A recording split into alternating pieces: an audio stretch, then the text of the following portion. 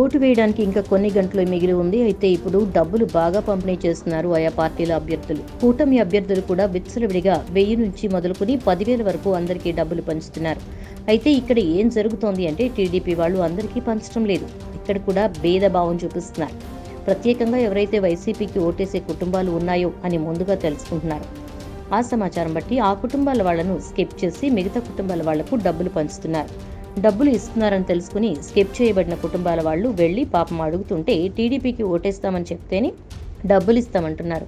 ఇంకా గట్టిగా అడుగుతుంటే ప్రస్తుతానికి డబ్బులు లేవు, అందరికీ పంచేశామని వంకపెట్టి పంపించేస్తున్నారు.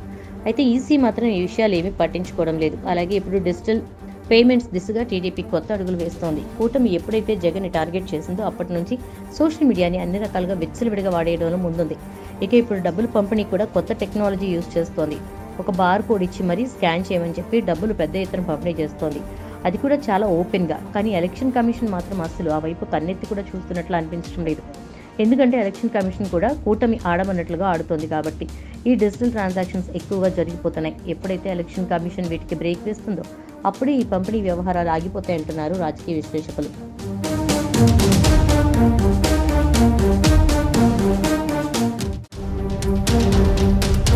ఓటు వేయడానికి ఇంకా కొన్ని గంటలు మిగిలి ఉంది. అయితే ఇప్పుడు డబ్బులు బాగా పంపిణీ చేస్తున్నారు ఆయా పార్టీల అభ్యర్థులు. కూటమి అభ్యర్థులు కూడా విచ్చలవిడిగా 1000 నుంచి మొదలుకొని 10,000 వరకు అందరికీ డబ్బులు పంచుతున్నారు. అయితే ఇక్కడ ఏం జరుగుతోంది అంటే టీడీపీ వాళ్ళు అందరికీ పంచడం లేదు. ఇక్కడ కూడా భేదభావం చూపిస్తున్నారు. ప్రత్యేకంగా ఎవరైతే వైసీపీకి ఓటేసే కుటుంబాలు ఉన్నాయో అని ముందుగా తెలుసుకుంటున్నారు.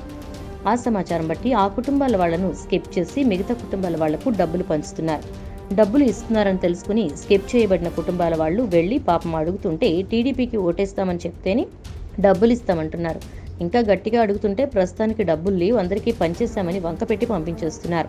అయితే ఈసీ మాత్రం ఈ విషయాలు ఏమీ పట్టించుకోవడం లేదు. అలాగే ఇప్పుడు డిజిటల్ పేమెంట్స్ దిశగా టీడీపీ కొత్త అడుగులు వేస్తోంది. కూటమి ఎప్పుడైతే జగన్ టార్గెట్ చేసిందో అప్పటి నుంచి సోషల్ మీడియాని అన్ని రకాలుగా విచ్చలవిడిగా వాడేయడంలో ముందుంది. ఇక ఇప్పుడు డబ్బులు పంపిణీ కూడా కొత్త టెక్నాలజీ యూజ్ చేస్తోంది. ఒక బార్ కోడ్ ఇచ్చి మరీ స్కాన్ చేయమని చెప్పి డబ్బులు పెద్ద ఎత్తున పంపిణీ చేస్తోంది. అది కూడా చాలా ఓపెన్గా. కానీ ఎలక్షన్ కమిషన్ మాత్రం అసలు ఆ వైపు కన్నెత్తి కూడా చూస్తున్నట్లు అనిపించడం లేదు. ఎందుకంటే ఎలక్షన్ కమిషన్ కూడా కూటమి ఆడమన్నట్లుగా ఆడుతోంది కాబట్టి ఈ డిజిటల్ ట్రాన్సాక్షన్స్ ఎక్కువగా జరిగిపోతున్నాయి. ఎప్పుడైతే ఎలక్షన్ కమిషన్ వీటికి బ్రేక్ వేస్తుందో అప్పుడే ఈ పంపిణీ వ్యవహారాలు ఆగిపోతాయంటున్నారు రాజకీయ విశ్లేషకులు.